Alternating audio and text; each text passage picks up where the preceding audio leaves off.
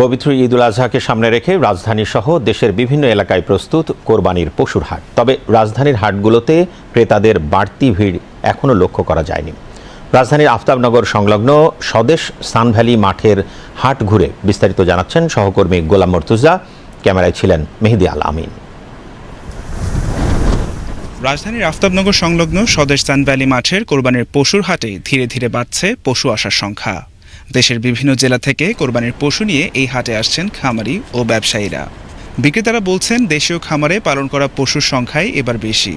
যদিও খাবার ও পরিবহন খরচ বেড়েছে, তারপরও ভালো দামের আশা করছেন তারা। কাস্টমার এখন আসতেছে, দেখতেছে কেউ কেনাকাটা হচ্ছে না, প্রচণ্ড খরচ মানে খেরের দাম বেশি, ভুসির দাম বেশি। গরু অনেকটা দিয়ে কিনা হয়েছে, আবার গাড়ি খরচটা বেশি। আবার এখানে আসি ক্রেতা, যে গরু আমরা 1,10,000 চাইতেছি, সে গরু বলতেছে 80,000, 60,000। আনুষ্ঠানিক বেচাকেনা শুরু না হলেও আগে ভাগে হাটে এসে পশু দেখে যাচ্ছেন অনেক ক্রেতা। কেউ দরদাম করছেন, কেউ আবার পছন্দের পশু ঠিক করে রাখছেন। প্রতি বছর একসাথে আসার মূল উদ্দেশ্য হচ্ছে গরু তো কেনা হয়, কিন্তু দেখাটার ভিতরে একটা মজা আছে আর কি। গরু আসলে দেখতে কেমন, এই হাট ছাড়া বোঝে না।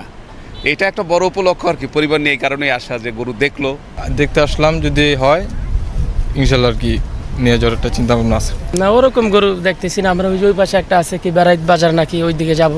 এদিকে গরু কম থাকার কারণে দাম বেশি চাই। প্রচলিত হাটের পাশাপাশি অনলাইন ও খামার ভিত্তিক বিক্রিও বাড়ছে।